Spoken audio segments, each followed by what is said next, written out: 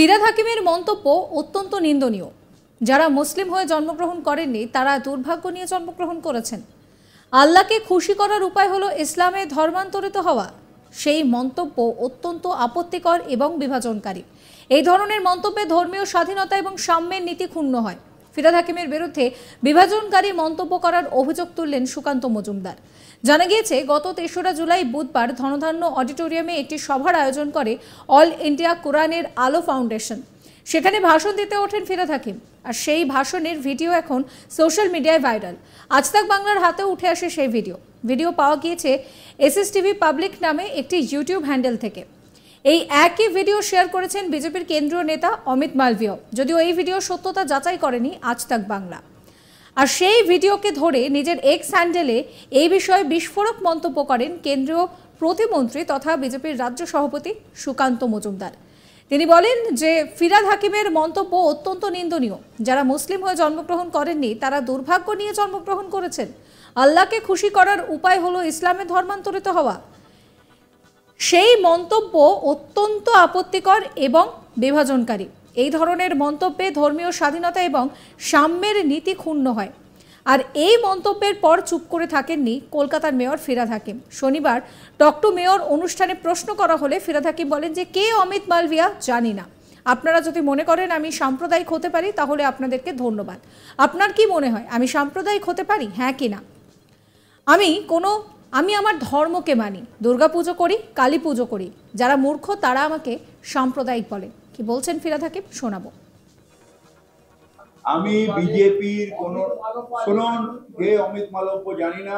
আপনারা যদি মনে করেন যে আমি সাম্প্রদায়িক হতে পারি তাহলে আপনাদের ধন্যবাদ। আপনার মনে হয় যে আমি সাম্প্রদায়িক হতে পারি, ইয়েস অর নো চেঁচিয়ে নো। সুতরাং বিজেপি কি করছে, ও হেগে গেলে ওর হাগাতে আমি পা দেবো, নো কোশ্চেন। আমি আমার নিজের ধর্ম মানি, আমি দুর্গা পুজো করি, কালী পুজো করি। আমাকে সাম্প্রদায়িক বলা মূর্খ যারা তারা বলে, নো কোশ্চেন। অমিত মালভিয়া নিজের এক্স হ্যান্ডেলে ভাইরাল ভিডিও পোস্ট করেছেন। সেই সঙ্গে তৃণমূলের বিরুদ্ধে সোচ্চার হয়েছেন। তিনি তার পোস্টে লিখেছেন যে পশ্চিমবঙ্গে চরম তুষ্টির রাজনীতির জন্য তৃণমূলের অনুপ্রেরণা। এটা একটা ওপেন সিক্রেট। দলের নিরলস তুষ্টিকরণের রাজনীতি সামনে এসেছে ধারাবাহিকভাবে জয় ভোটে এবং ভোট পরবর্তী হিংসা থেকে তার প্রমাণ পাওয়া গিয়েছে। এতে তৃণমূলকে আরও বেশি উৎসাহিত করেছে, আগের চেয়ে বেশি এবং ঔদ্ধত্য হয়েছে।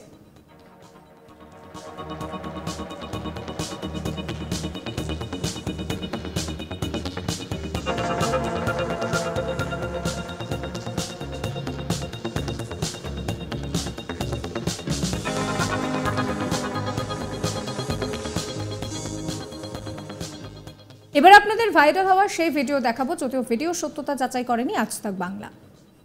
যারা দুর্ভাগ্য নিয়ে জন্মেছে, যারা ইসলাম নিয়ে জন্মায়নি, তাদেরও দাওয়াতে ইসলাম অর্থাৎ ইসলামের দাওয়াত দিয়ে তাদের মধ্যে নিয়ত ইমান নিয়ে আসলে এটা আল্লাহ তাআলাকে খুশি করা হবে। ইসলাম ধর্মাবলম্বী নয়, তাদের মধ্যে ছড়াতে হবে। শক্তিশালী মনে হয় যখন সবাই টুপি পরে এখানে বসে আছেন, হাজার হাজার মানুষ বসে আছে, তখন মনে হয় ইসলামের ঐক্য একটা জায়গায় আছে যেখানে আমাদের কেউ কোনোদিন দাবাতে পারবে না। ইনশাআল্লাহ, ইনশাআল্লাহ। আল্লাহু আকবার, আল্লাহু আকবার, আল্লাহু আকবার। আল্লাহু আকবার। জনকেও আমরা ইমানের দিকে নিয়ে আসতে পারি, তাহলে সত্যিকারের ইসলাম ধর্মের শুদ্ধি হবে এবং সেটা বিস্তারিত হবে। আমরা জন্মগতভাবে ইসলাম নিয়ে জন্মেছি এবং ইসলাম নিয়ে জন্মার মানে আমাদের রসুল আমাদের জান্নাতের পথ সুদৃঢ় করে দিয়েছে। যদি বড় কোনো অন্যায় না করি তাহলে ইসলাম নিয়ে জন্মানো মানে জান্নাতে পৌঁছে যাওয়া।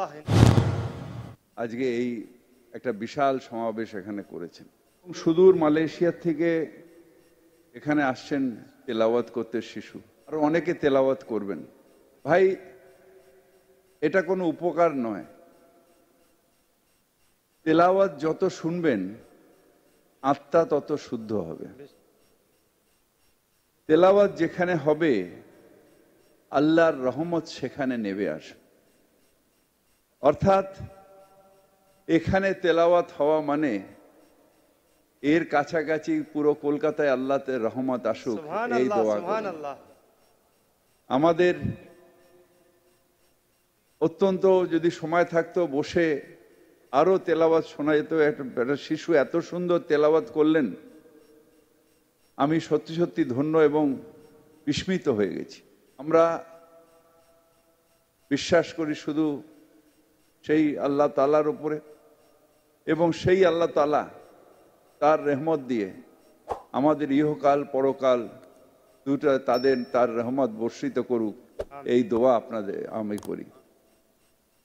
আরেকটা জিনিস, সেই ফাউন্ডেশনের কাছে আমার চাবার আছে, সেটা হচ্ছে এইরকমই একটা অনুষ্ঠান করে আমরা বিশেষ করে ইসলাম ধর্মাবলম্বী মানুষেরা তারা যদি তেলাওয়াতের সাথে সাথে তার মানে এইটাকে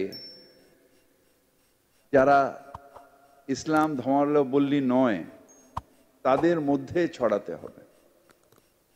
কারণ আমরা নিজেদের আল্লাহ তাআলার রহমত আমাদের আছে, আমরা জন্মগতভাবে ইসলাম নিয়ে জন্মেছি এবং ইসলাম নিয়ে জন্মার মানে আমাদের রসুল আমাদের জান্নাতের পথ সুদৃঢ় করে দিয়েছে। যদি বড় কোনো অন্যায় না করি তাহলে ইসলাম নিয়ে জন্মানো মানে জান্নাতে পৌঁছে যাবে। ইনশাআল্লাহ, ইনশাআল্লাহ।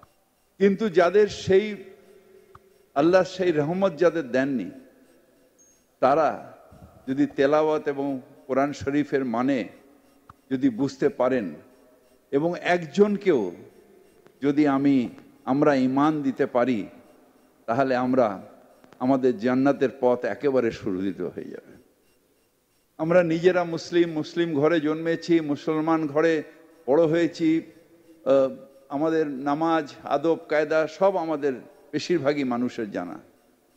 কিন্তু যারা দুর্ভাগ্য নিয়ে জন্মেছে, যারা ইসলাম নিয়ে জন্মায়নি, তাদেরও দাওয়াতে ইসলাম অর্থাৎ ইসলামের দাওয়াত দিয়ে তাদের মধ্যে ঈমান নিয়ে আসলে এটা আল্লাহ তাআলাকে খুশি করা হবে। আমাদের ইসলামের রাস্তা, আমাদের রসুল পাক তিনি কত মানুষকে ঈমান দিয়েছেন। আমাদের বড় বড় ওলি যারা এসছেন কত মানুষকে ঈমান দিয়েছেন।